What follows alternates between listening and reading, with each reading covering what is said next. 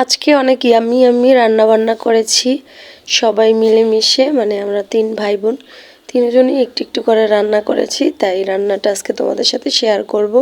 এখানে সব রান্না কমপ্লিট, তো কীভাবে রান্না করতেছি সেটাই তোমাদেরকে দেখাবো।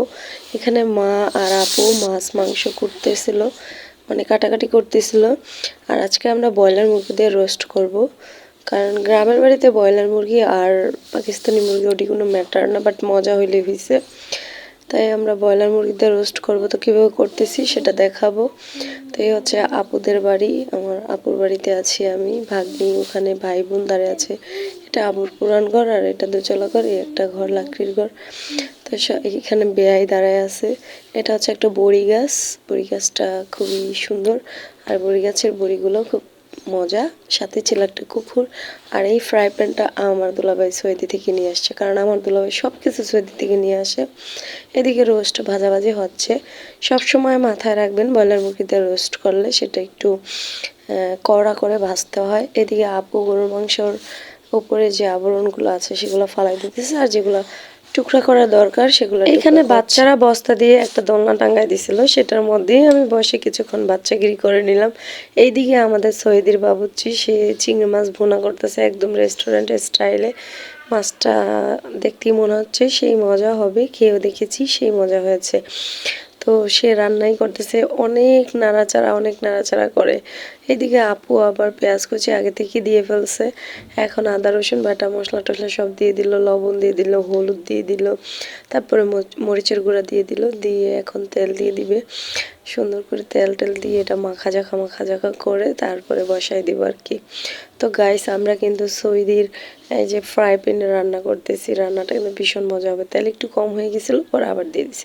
বিসমিল্লাহ করে চুলাতে এটা বসাই দিছি। ওইদিকে চিংড়ি মাছ ভুনা হইতেছে, ভাইয়ে রান্না করতেছে, এইদিকে আপু এটা বসাই দিল।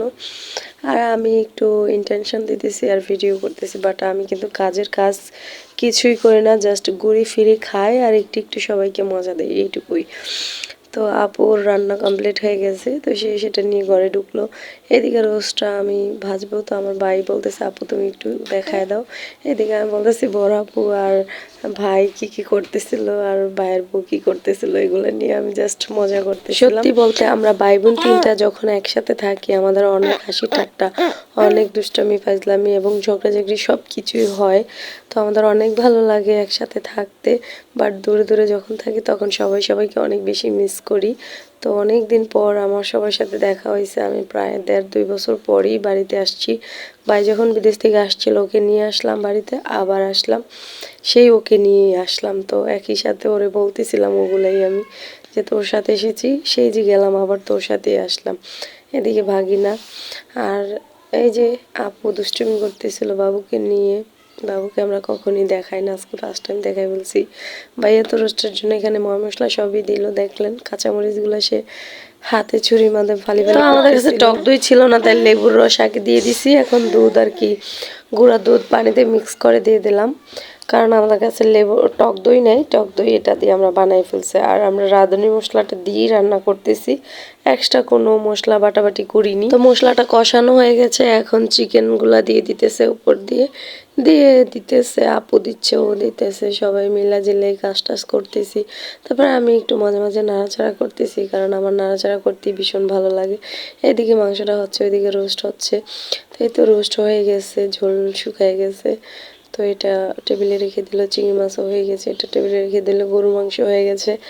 এখন গরু মাংসের মধ্যে আবার একটু রসুন দিয়ে দিছে, যেহেতু সৌদির বাবুর্চি তার একটু চুই গোস্ত খেতে মন চাইছে, তাই চুই ঝাল আর হচ্ছে গরুর রসুন দিয়ে সেটা রান্না করলো এটা। এদিকে আমি আবার পোলাও বসাই দিলাম, কারণ আমার হাতের পোলাও আবার সবাই বেশি পছন্দ করে, একটু ঝরঝরা হয়। পোলাওর উপরে ছিটানোর জন্য আমি ব্যবস্থা করে নিয়েছি এক পাশে, আর এখানে মশলাপাতি দিয়ে সব কিছু দিয়ে পোলাও কষায় টষে তারপর গরম পানি দিয়ে দিলাম। এইদিকে আবার বাইরের বউ সালাদ বানানোর জন্য প্রসেসিং করতেছিল, আপু আবার খাওয়ানোর জন্য মাংস আর পোলাও বেড়ে টেড়ে টেবিলের মধ্যে একদম সাজায় টাজায় ফেলছে।